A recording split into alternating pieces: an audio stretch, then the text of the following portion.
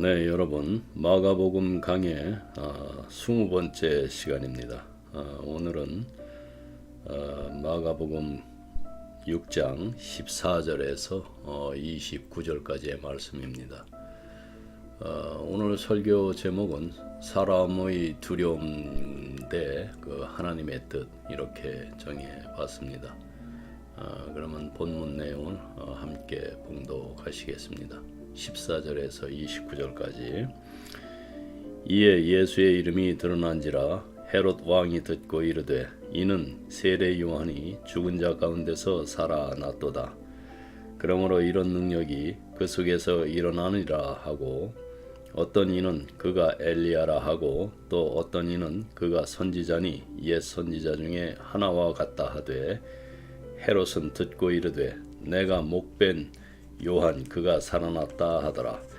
전에 헤롯이 자기가 동생 빌립의 아내 헤로디아에게 장가든 고로 이 여자를 위하여 사람을 보내어 요한을 잡아 옥에 가두었으니, 이는 요한이 헤롯에게 말하되 동생의 아내를 취한 것이 옳지 않다 하였음이라. 헤로디아가 요한을 원수로 여겨 죽이고자 하였으되 하지 못한 것은 헤롯이 요한을 의롭고 거룩한 사람으로 알고 두려워하며 보호하며 또 그의 말을 들을 때에 크게 번민을 하면서도 달갑게 들음이로라. 마침 기회가 좋은 날이 왔으니 곧 헤롯이 자기 생일에 대신들과 천부장들과 갈릴리의 귀인들로 더불어 잔치할세, 헤로디아의 딸이 친히 들어와 춤을 추어 헤롯과 그와 함께 앉은 자들을 기쁘게 한지라. 왕이 그 소녀에게 이르되 무엇이든지 네가 원하는 것을 내게 구하라 내가 주리라 하고, 또 맹세하기를 무엇이든지 내가 내게 구하면 내 나라의 절반까지라도 주리라 하거늘, 그가 나가서 그 어머니에게 말하되 내가 무엇을 구하리이까? 그 어머니가 이르되 세례 요한의 머리를 구하라 하니, 그가 곧 왕에게 급히 들어가 구하여 이르되 세례 요한의 머리를 소반에 얹어 곧 내게 주기를 원하옵나이다 하니, 왕이 심히 근심하나 자기가 맹세한 것과 그 앉은 자들로 인하여 그를 거절할 수 없는지라. 왕이 곧 시병 하나를 보내어 요한의 머리를 가져오라 명하니, 그 사람이 나가 옥에서 요한을 목베어 그 머리를 소반에 얹어다가 소녀에게 주니, 소녀가 이것을 그 어머니에게 주니라. 요한의 제자들이 듣고 와서 시체를 가져다가 장사하니라. 네, 아멘. 오늘 말씀은 세례 요한의 삶과 죽음이 예수님께서 전하신 하나님 나라와 깊이 연결되어 있다는 것을 보여줍니다. 예수님의 가르침은 당시 세상의 질서와 부딪히는 부분이 많았고, 또 그것이 기득권층에게 있는 사람들에게 큰 도전이 되었죠.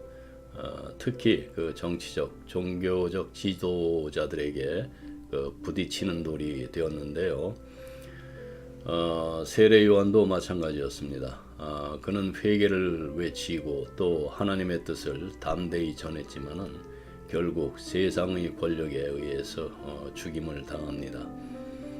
이 일은 세상의 가치가 얼마나 하나님 나라의 가치와 이렇게 대치되는지, 다를 수 있는지를 잘 보여줍니다. 침례 요한과 예수님은 깊은 그 영적 관계를 가진 중요한 인물이었는데요. 두 분의 그 관계를 좀 살펴보면은 요한과 예수님은 그 혈연적으로도 연결이 되어 있죠. 그 누가복음 1장에 따르면은 요한의 어머니 그 엘리사벳과 그 예수님의 어머니 마리아는 친족이었죠. 그리고 요한은 예수님보다 한 6개월 먼저 태어났습니다. 그러니까 친족 관계입니다. 그리고 요한은 예수님의 공생애가 시작되기 전에 먼저 등장해서 그 사람들에게 회개를 선포하고 또 세례를 베풀었습니다. 그는 광야에서 외치는 자의 소리, 이렇게 이사야서 그 40장 3절로 이렇게 묘사가 되었죠. 예수님이 그 오실 길을 예비하는 역할을 한 것입니다. 그래서 선구자의 역할을 했죠. 그리고 예수님께서 사역을 시작하시기 전에 요한에게 세례를 받으셨습니다. 이때에 이제 성령이 비둘기처럼 내려오고 또 하나님께서 이는 내 사랑하는 아들이라 이렇게 선언을 하셨죠. 이것은 예수님의 그 메시아적 사역의 시작을 알리는 아주 중요한 순간이었습니다. 무슨 말인가 하니 이제 예수님의 그 세례를 말씀드리는 것입니다. 그리고 요한은 예수님을 또 하나님의 어린 양, 그 요한복음 1장 29절에서 그렇게 부릅니다. 예수님이 세상의 죄를 짊어지고 오신 분임을 증언하죠. 그는 자신이 메시아가 아니라 예수님을 위한 길을 준비하는 자라고 이렇게 명확히 밝혔습니다. 그리고 이제 요한은 헤롯 그 안티파스에 의해서 감옥에 갇히고 결국 처형됩니다. 오늘의 본문인데요. 예수님은 이 소식을 들으시고 조용히 물러가셨고 또 요한의 죽음을 깊이 애도하셨습니다. 마태복음 14장 13절의 말씀을 참고하세요. 그래서 침례 요한은 예수님이 오실 길을 미리 준비하고 또 예수님이 누구신지를 사람들에게 알려주는 중요한 역할을 했죠. 한마디로 예수님의 그 길을 앞서간 선구자였고 또 그의 사역과 죽음은 예수님이 전하시는 메시지가 결국 세상의 권력과 충돌하게 될 것이라는 걸 미리 보여주는 그 강한 그 예고편 같은 그런 역할을 했습니다. 이런 관계를 통해서 우리는 그 하나님의 구원 계획이 역사 속에서 어떻게 펼쳐졌는지를 더 깊게 이해할 수가 있게 됩니다. 그래서 모든 사람에게 이제 예수님의 그 하나님의 왕국이 열리게 됩니다. 평범한 그 인간 존재 속에 신성한 삶의 교두보를 마련하신 그 예수님은 마침내 그 자신의 삶을 공개적으로 드러내고 이제 세상에 알리기 위해서 공적인 무대에 서셨습니다. 마가복음은 이렇게 전하죠. 예수께서 갈릴리에 오셔서 하나님의 복음을 선포하셨습니다. 그래서 모든 준비는 끝났고 이제 모든 사람이 하나님의 통치에 참여할 수 있게 되었죠. 그래서 당신의 삶의 계획을 다시 세우고 이 놀라운 새로운 기회를 바탕으로 당신들의 삶을 설계하십시오. 이렇게 마태복음 1장 15절에서 선포합니다.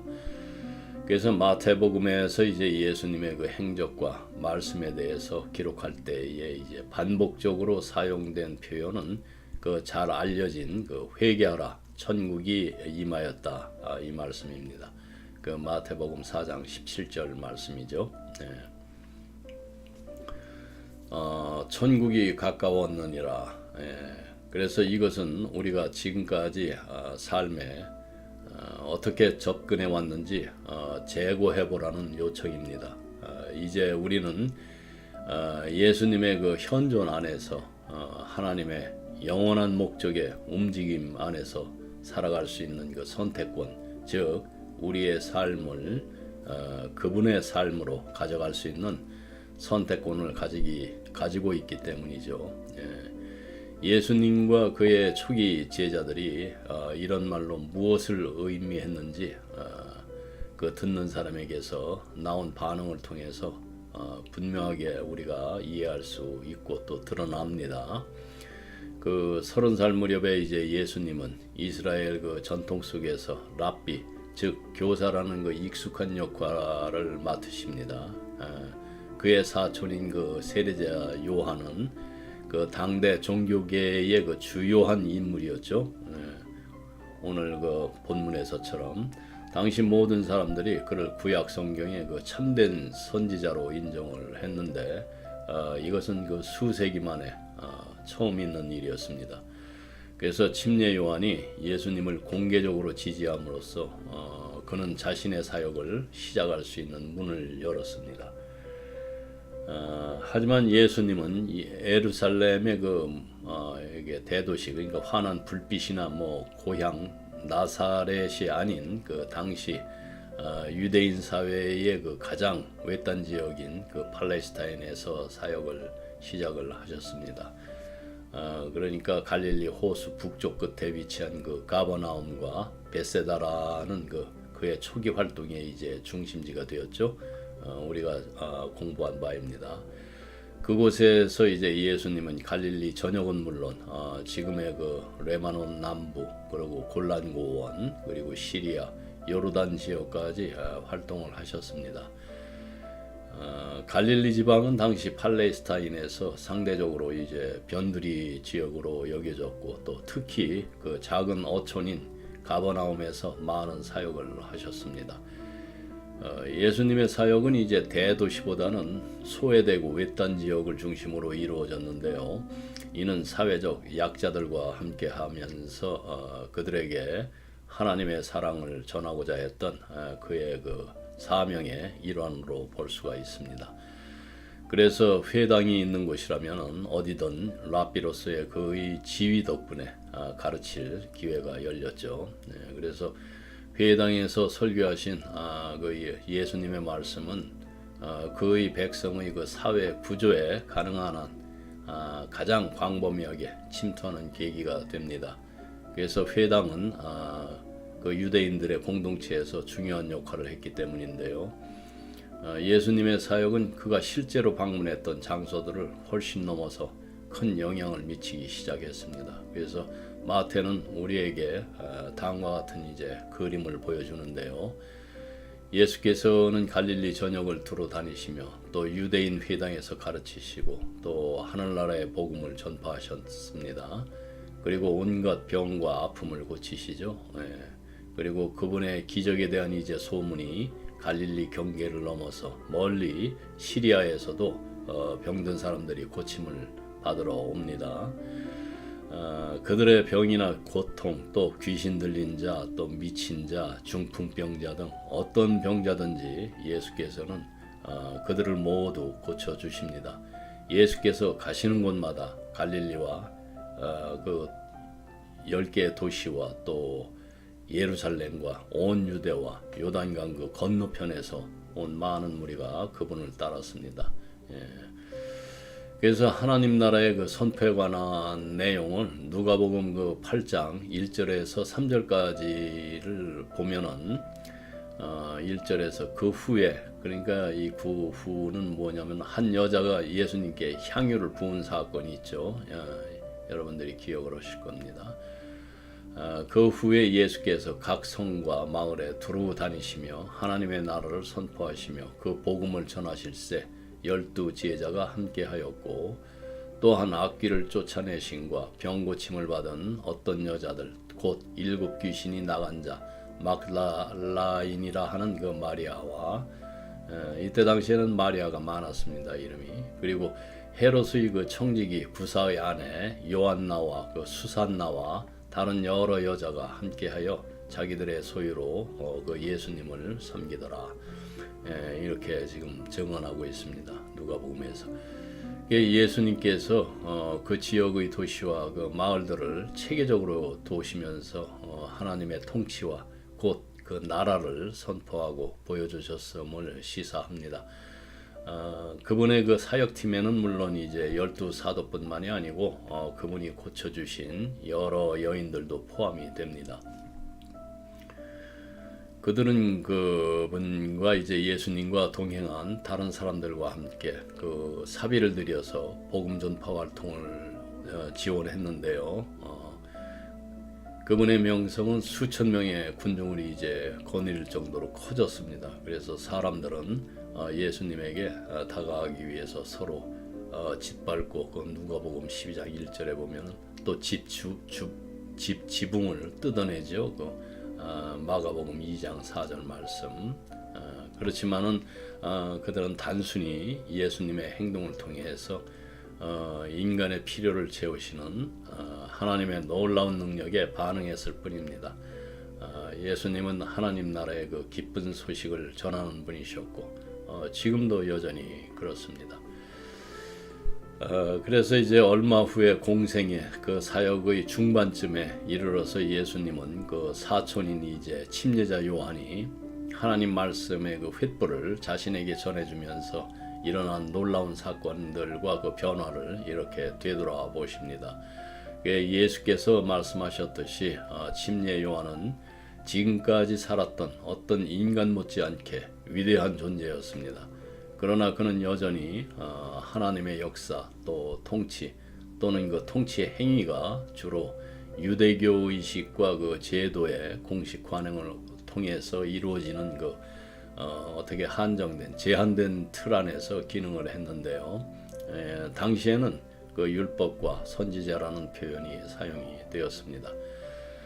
하지만은 요한 이후로 이제 우리는 더 이상 그 세속의 잣대로 판단하지 않는다고 그 예수님은 말씀하십니다. 그래서 하늘나라는 그 침노를 당하나니 침노하는 자는 빼앗느니라. 그 마태복음 11장 12절 말씀입니다.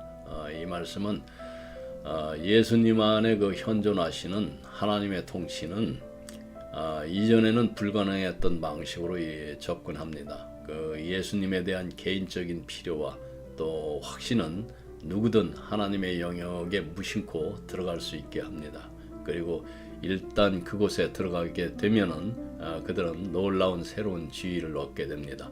그래서 하나님 나라는 지극히 작은 자라도 요한보다 크다 이렇게 말씀을 하십니다. 그래서 하나님의 나라에서는 예수를 믿고 또 구원받은 자들이 더 큰 존재가 된다는 그 의미가 되는데요. 즉 예수님을 통해서 새 시대가 열렸으며 또 하나님의 나라에서는 믿음으로 거듭난 자들이 더 큰 영광을 누린다는 뜻입니다. 그래서 누가복음 그 16장 16절의 그 병행 구절에는 예수님께서 이렇게 말씀하십니다. 율법과 선지자들은 요한까지만 통치하였지만은 그 후로는 하나님의 나라가 선포되고 모든 사람이 그리로 몰려들고 있다. 이렇게 말씀하시죠. 구체적으로 이제 어떤 모습이었을까? 복음서 이야기에서 찾아볼 수 있는 그 수많은 중에 하나를 이제 소개를 하면은 그 창녀가 파티에 난입하는 사건이 있었죠. 그게 뭐냐면은 그 시몬이라는 매우 착한 바리새인이 예수님을 그 가버나움에 있는 자기 집으로 초대해서 저녁 식사를 대접했습니다. 누가복음 7장 36절에서 이제 50절까지의 내용입니다. 읽어보시고 참고하세요. 그들이 예수님 곁에 이제 그 테이블에 기대 앉아 있을 때에 당시 손님에게 이제 베풀어야 할 기본적인 환대가 있습니다. 그 발 씻을 물을 이제 손님이 오면 줘야 되고 또 입맞춤을 해야 되고 또 머리에 기름을 바르기 등 이런 것들을 제공하지 이제 않았죠. 이 시몬이라는 사람은 이것은 이제 다른 복음서에서는 나오지 않는 이야기입니다. 그래서 그 식탁에 창녀로 알려진 이제 한 여자가 값비싼 향유병을 들고 들어왔습니다. 그녀는 분명 예수님의 그 가르침을 우연히 듣고 또 다른 사람들을 돌보는 모습을 보았을 것입니다.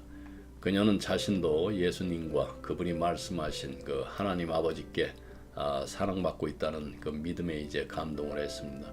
그녀는 그 변화되는 그 확신 또 압도적인 믿음에 이제 사로잡혔는데요. 갑자기 그녀가 예수님 곁에 엎드려 있었습니다. 그 예수님을 향한 감사의 눈물이 발에 쏟아졌고 또 머리카락으로 눈물을 닦은 그녀는 발에 입맞춤을 퍼붓고 기름으로 마사지를 합니다. 정말 놀라운 광경인데요. 그 시몬이라는 사람은 아마 그렇게 생각을 했을 것입니다. 그 남자는 그 광경을 지켜보면서 분명 불만이 어느 정도 올라오는 것을 느끼면서도 아마 가능한 최선의 해석을 내려고 애썼을 것입니다. 예수께서 그 친절하지 않으셨다는 것은 뭐 있을 수 없는 일이지만은 분명 그분은 의로운 분이셨고 그러니 그 여자가 자신을 만지거나 또 심지어 가까이 오도록 내버려 두신 그 유일한 이유는 그분이 그녀가 창녀라는 사실을 몰랐기 때문이었다라고 이렇게 시몬은 생각을 했겠죠. 안타깝게도 그것은 결국 예수께서 예언자의 능력을 가지고 있지 않다는 것을 또 증명했다고 또 생각을 합니다. 시몬이 이 사람이 정말 예언자라면 시몬은 생각합니다. 이 여자가 무슨 짓을 하는지 알 텐데 그녀는 더럽기 때문인데 아마도 시몬은 적어도 예수님이 예언자가 아닌 것은 죄가 아니라는 생각으로 그 스스로를 위로했을지도 모릅니다. 예수께서 그 여자가 누구인지 정확히 알고 있으면서도 자신을 만지도록 내버려 두실 것이라는 생각은 그 시몬, 그 유대 당시의 유대 율법에 빠져 있던 그에게는 전혀 생각할 수도 상상조차 하지 않았던 일이겠죠. 하지만 예수님께서는 이미 알고 계셨고 그 여인을 또 시몬이 무슨 생각을 하고 있는지도 알고 계셨습니다. 그래서 예수님은 그 두 사람에게 이제 돈을 빌려준 사람의 이야기를 들려주십니다. 무슨 얘기냐면 빚을 탕감받은 두 사람의 비유로 예를 들어서 이제 한 사람에게는 5만 달러, 한 사람에게는 5달러를 빌려준 것입니다. 그들이 갚을 수 없게 되자 그 빚을 준 사람은 그냥 두 사람 빚을 탕감해 줍니다. 이제 예수님이 묻습니다. 시몬아, 누가 이 빚 준 사람을 더 사랑하겠느냐? 예수님께서 물으시니까 시몬은 가장 많이 빚진 사람이 그럴 것이라고 대답을 했습니다. 그러자 예수께서는 시몬과 그 매춘부를 나란히 세워서 그들의 마음을 비교하게 이렇게 하십니다. 이 여자를 보라. 예수님이 말하죠. 내가 내 집에 들어왔을 때 너는 내 발의 먼지를 씻을 물을 주지 않았지만은 이 여자는 눈물로 내 발을 씻고 머리카락으로 닦아주었다. 너는 내게 인사하는 관례적인 입맞춤을 거부했지만은 이 여자는 내가 처음 들어왔을 때부터 내 발에 입을 맞추었고 너는 내 머리에 올리브 기름을 바르는 관례적인 예의를 무시했지만은 이 여자는 희귀한 향유로 내 발을 적셨다. 그러므로 이 여자의 죄는 많고 그 죄는 용서받은 것은 그녀가 나를 많이 사랑했기 때문이요. 용서받은 것이 적은 자는 사랑이 적다는 것이다. 누가복음 7장 44절에서 47절 말씀입니다. 그래서 나를 많이 사랑하셨다. 그저 그것이 관습적인 오늘날에도 예의가 아니라 이제 하나님의 통치에 들어가는 그 말씀이 열쇠가 됩니다. 그래서 예수님은 그 여자에 이어서 이제 말씀을 하십니다. 내 죄가 사해졌다. 내 믿음이 너를 구원했다. 그러니 마음의 평안을 가지고 가라. 이것이 바로 하나님의 통치가 실제로 이제 이루어지는 모습입니다. 그래서 우리는 믿음과 사랑의 그 연관성을 간과해서는 안 됩니다. 그 여자는 예수님을 보고 그분이 누구이시며 그분 안에 누가 거하시는지 알아보았습니다. 그 환상이 바로 그녀의 믿음이었습니다. 그녀는 그분이 내 죄가 사해졌다라고 말씀하시기도 전에 자신을 용서하고 또 받아주셨다는 것을 알았을 것입니다. 그녀는 그분 안에서 오직 하나님만이 보여주실 수 있는 그 선함을 보았기에 그것을 알았고 또 그 선하심에 감사와 사랑으로 마음이 아팠을 것입니다. 오늘날의 그 언어로 말하자면은 그녀는 예수님께 미쳤다고 할 수가 있습니다. 그녀의 행동은 분명히 미친 사람의 행동이었죠. 그 조직 신학적 내용을 설명할 때를 제외하고는 예수님에 대한 반응을 좀 포착을 하려면은 구어체적인 표현을 사용을 해야 합니다. 그래서 뭐 좀 격식적이거나 문학적이거나 신학적인 언어로는 그렇게 표현될 수가 없어서 그 미쳤다라고 이렇게 표현을 했습니다. 이해해서 듣기 바랍니다. 그리고 우리가 이제 예수님을 있는 그대로 볼 때 우리는 돌아서거나 아니면 뻔뻔스럽게 그분을 숭배해야 합니다.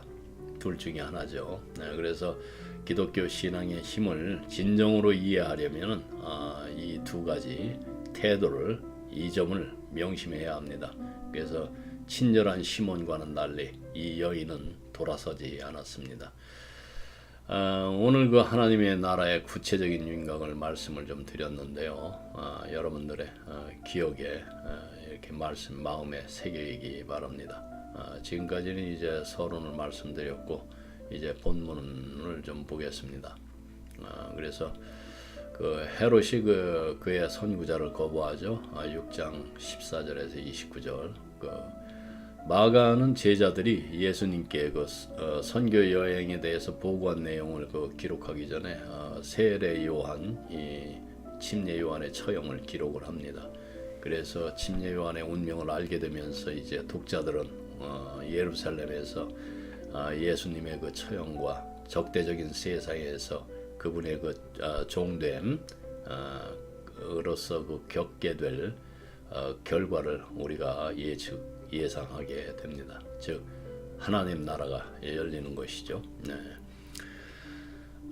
본문 9절 6장 14절에서 16절까지의 말씀 보면 예수님의 명성은 헤롯 안티파스의 관심을 끌었습니다. 그는 예수님이 실제로 죽은 자 가운데서 부활한 세례자 요한이라고 믿었습니다.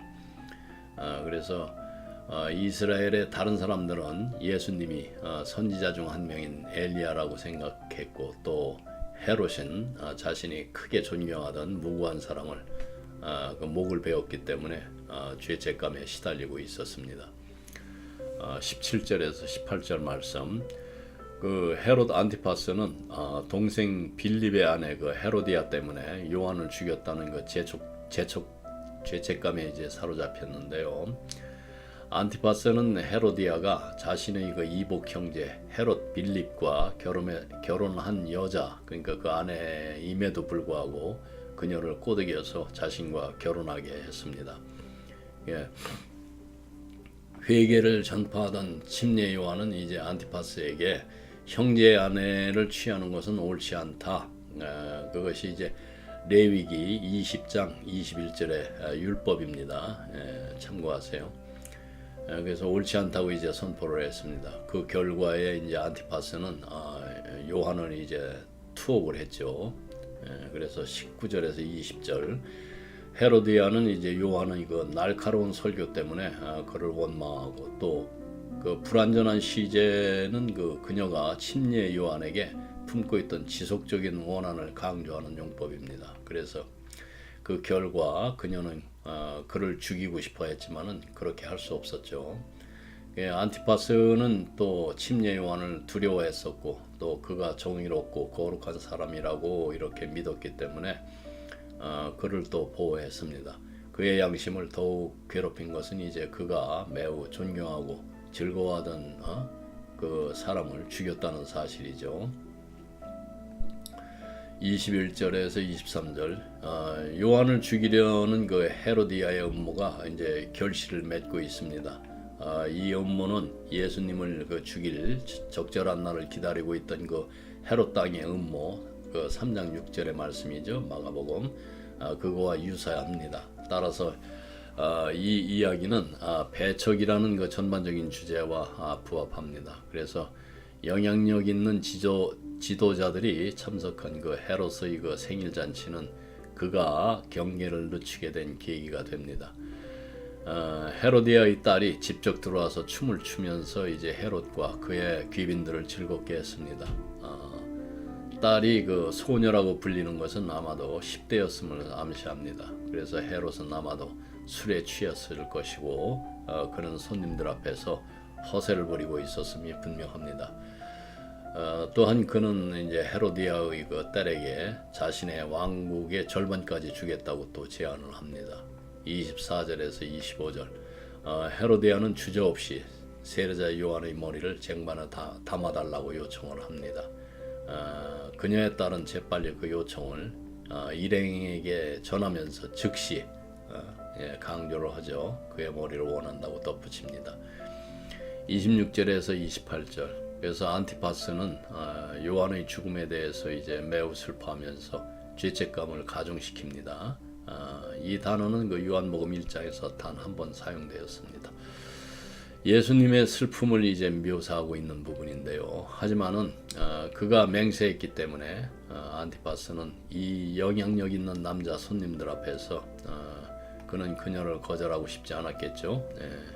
요한의 목은 살로메에게 전달이 되었고 살로메는 그것을 헤로디아에게 주었습니다. 이것은 그 위대한 선지자의 사역에 대한 슬픈 결말입니다. 그러나 이제 메시아 예수의 죽음을 분명히 예고하는 것이었습니다. 29절. 그래서 앞서서 이제 언급된 요한의 제자들 그 2장 18절에서 그의 시신을 무덤에 안치한 것과 같이 예수의 시신도 이제 무덤에 안치될 것을 예고합니다. 그것은 15장 46절에서 나오는 이제 내용이 될 텐데요. 네, 오늘 그 본문을 좀 정리를 하겠습니다. 오늘 본문의 그 배경을 알려면은 먼저 그 헤롯에 관해서 우리가 살펴보아야 합니다.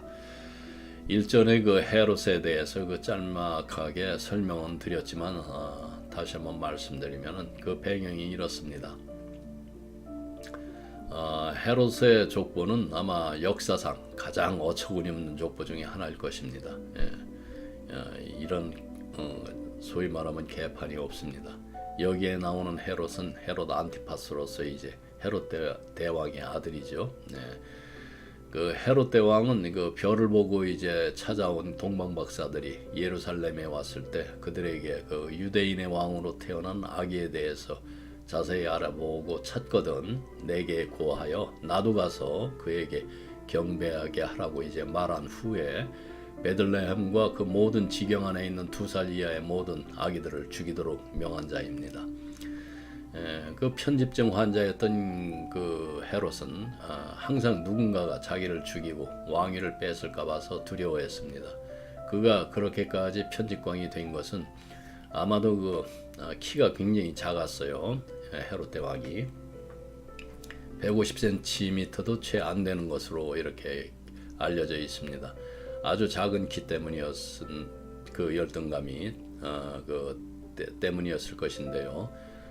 지나치게 작은 키로 인해서 그는 더 큰 야망을 이제 반대급부적으로 갖게 했고 건물을 지을 때마다 또 엄청나게 큰 그 돌로만 건물을 짓게 했습니다. 그래서 현재도 지금도 남아있는 그 예루살렘의 서쪽 벽이 바로 그 헤롯의 보상 심리에 의한 부산물입니다.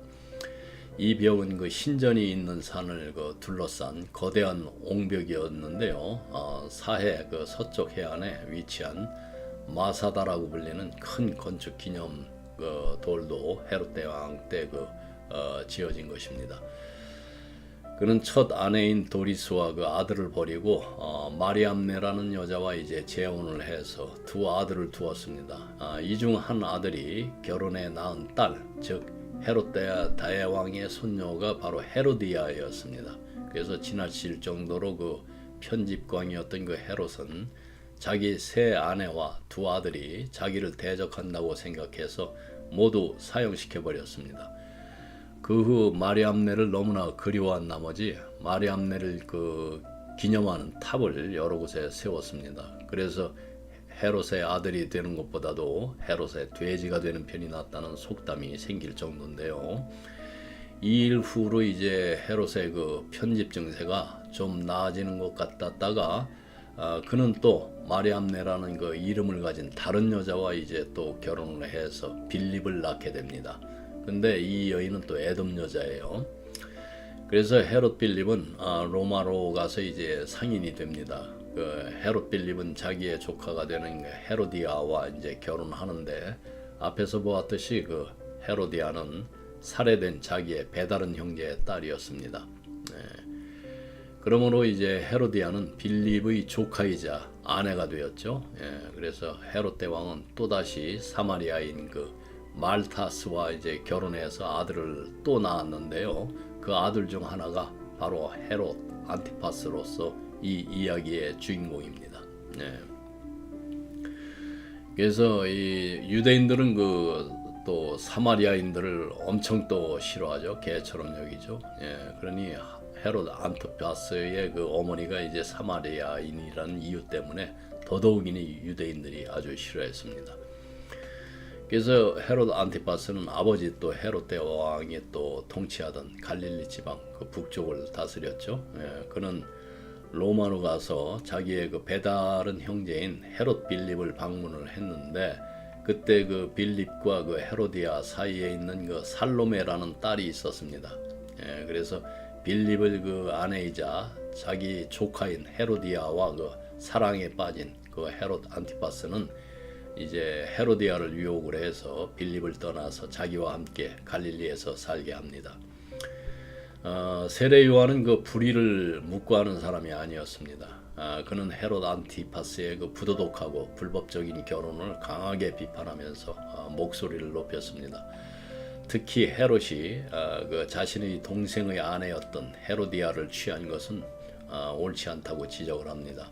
이에 헤롯은 세례 요한을 이제 감옥에 가두었는데 이는 오직 헤로디아를 위한 이제 결정이었죠. 예. 그럼에도 불구하고 헤롯은 침례 요한의 말을 어느 정도 새겨 들었습니다. 그는 침례 요한의 가르침을 그대로 따르지는 않았지만은 그 요한의 말에는 강한 매력을 느끼고 있었습니다. 그 한편 헤로디아는 침례 요한에게 깊은 이제 앙심을 품었습니다. 그녀는 야망으로 가득 차 있었고 또 자신의 남편 헤롯 안티파스를 부추겨서 로마로 가서 황제로부터 이제 왕의 칭호를 얻도록 시도를 하게 했습니다. 하지만 로마 황제는 그에게 왕의 칭호를 주기는커녕 오히려 그를 갈리아로 추방을 해버렸죠. 이것은 이제 헤롯 안티파스의 몰락을 의미하는 사건이 됩니다. 그래서 갈리아는 이제 오늘날의 그 프랑스 지역에 해당합니다. 그래서 헤롯 안티파스는 그곳에서 생을 마감한 것으로 이제 알려져 있는데요. 헤로디아는 요한이 자신들의 결혼을 반대한 것에 대해서 끝까지 원한을 품었고 결국 그를 죽이려고 했습니다. 반면에 이제 헤롯 안티파스는 세례 요한을 의롭고 거룩한 사람이라고 여기면서 좀 두려워했고 그의 말을 귀 기울여서 이렇게 들었습니다. 하지만 끝내 요한의 그 가르침을 따르지는 않았죠. 헤롯은 자신의 생일을 맞아서 이제 대신들과 군 지휘관들 그리고 이제 갈릴리의 귀족들을 이제 초대를 해서 성대한 잔치를 열었습니다. 그 자리에서 이제 헤로디아의 딸이 춤을 추어서 헤롯을 즐겁게 했고 이에 헤롯은 그녀에게 원하는 것이 무엇이든 들어주겠다고 약속을 합니다. 당시 그녀가 춘 춤은 관능적인 요소가 강한 춤이었으며 또 당시 그 특정 계층의 여성들이 주로 추던 춤과 유사한 형태였습니다. 그 헤로디아는 그 사람들 특히 남성들 앞에서 자신의 딸이 이런 춤을 추도록 허락할 정도로 도덕적 기준이 좀 낮은 사람이었습니다. 그래서 헤롯은 그 춤에 깊이 빠지고 또 그녀에게 네가 원하는 것은 무엇이든지 구하라. 내가 주겠다. 나라의 절반까지라도 주겠다. 이렇게 장담을 하죠. 예. 그 후 헤로디아의 딸은 이제 침례 요한의 머리를 소반에 담아서 가져오기를 요구했고 또 헤롯은 이 요청을 듣고 깊이 고민하면서 근심했지만은 이미 자신의 맹세를 들은 그 잔치 참석자들 앞에서 체면을 유지하기 위해서 그 요청을 거절할 수가 없었습니다. 결국 그는 요한의 처형을 허락하게 되었고 헤롯은 자신이 내뱉은 말 때문에 이제 돌이킬 수 없는 죄를 짓는 상황에 빠지고 맙니다. 결국 그는 침례 요한을 처형하는 불법적인 살인을 저지르게 되죠. 예. 그래서 이 헤롯은 실제로 왕이 아니라 분봉왕인데 즉 특정 그 영토의 그 4분의 1을 다스리는 통치자였어요. 그러나 그의 허영심을 아첨하고 그를 왕이라고 부르는 것이 아마 편리했을 것입니다. 그래서 마가는 헤롯이 예수님과 그의 가까운 제자들의 그 초자연적인 사역에 대해서 들었다는 사실을 사용을 해서 그 침례자 요한의 살해 이야기를 삽입을 합니다. 옛날에 그 많은 그 강력한 폭군들처럼 헤롯은 극도로 그 미신적이고 저 폭군들이 좀 미신적이 많습니다. 그리고 편집광입니다. 예, 의심이 많죠. 그의 양심은 이제 불안했고 또 예수의 그 능력 있는 행적에 대해서 들었을 때에 이 사람이 이제 자신이 참수하고 죽음에서 돌아온 그 침례 요한이어야 한다는 이제 결론에 스스로 도달하게 되죠. 그 헤롯은 살아 있을 때 존경했고 또 이제 죽음에서 돌아왔으므로 두려워할 만한 모든 이유가 성립이 되어 있습니다. 그래서 마가는 이 추악한 이야기의 상황을 간략하게 회상을 합니다. 그래서 헤롯은 첫 번째 아내와 이제 이혼했고 그녀는 버림받고 또 아버지 그 아레타스 왕에게로 이제 돌아가는데요. 그 아레타스 왕은 그 아라비아의 그 페트리아를 다스리던 에돔, 지금의 에돔, 그 다스리던 사람이었는데 결국 이 일로 헤롯 안티파스와 그 아라비아 사이에 군사적 충돌이 일어납니다. 그래서 요한은 이 이혼과 헤롯이 그의 형제 빌립의 아내와 간통한 결혼, 그 결혼한 것을 악을 비난을 했죠.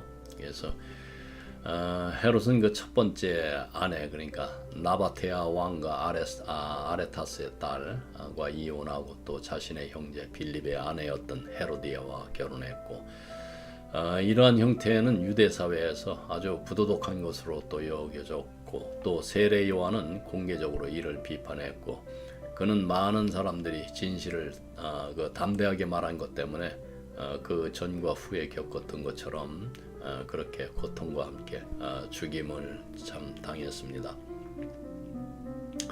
그리고 이제 결국은 침례 요한의 제자들은 이 소식을 듣고 와서 그의 시신을 거두어서 장사를 지냈습니다. 그 후 예수라는 인물이 이제 여러 가지 기적을 행하며 다닌다는 소문이 퍼지자 이제 헤롯은 깊은 그 양심의 가책을 느끼고 그는 내가 목을 벤 요한이 다시 살아난 것이다라고 이렇게 생각할 정도로 요한의 존재를 떨쳐내지를 못했습니다. 그의 마음속에는 이제 요한의 죽음에 대한 후회가 깊이 자리 잡고 있었고 오히려 요한이 다시 살아난다면 그것이 자신에게는 또 위로가 될 것이라고 이렇게 생각할 정도였습니다.